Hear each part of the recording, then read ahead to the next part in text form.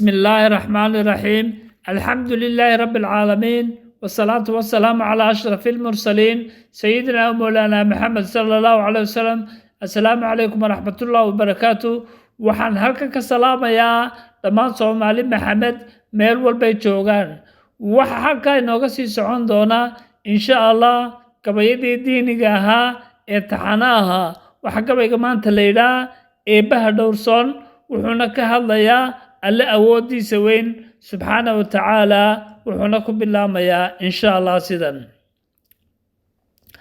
dhan walbood ka eegto ma dhamayn kartid eebaha dhowrsoon weynidiisa dhibtay ka adag tahaa dhadhanka noloshuna ka sii macaanaata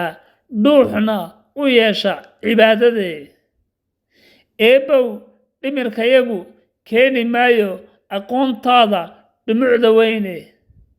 ama koonkan aad dhistay waxay ku eeg tahay garashadayadu intay dhaayuhu dhugtaane alla weyn dhegtii maqashayna ma dheeli doonto abide ninkii dhowrsanaadaa cadaaladda eebee dhowrsoon ifka ku heliye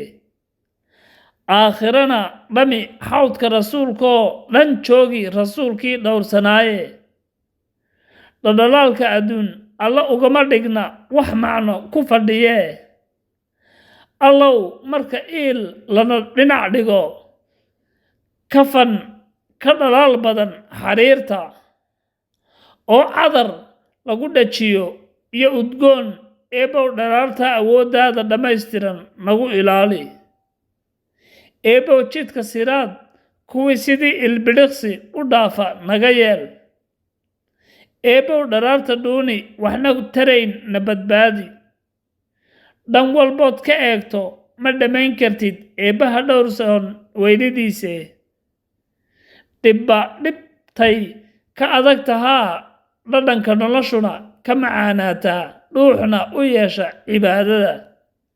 waad mahadsantiin dhammaantiin waxaan leeyahay aan alle si dhaba u rumayno oo aan ka cabsano insha Allah walaalayaal wasalaamu calaykum waraxmatullaahi wabarakaatu.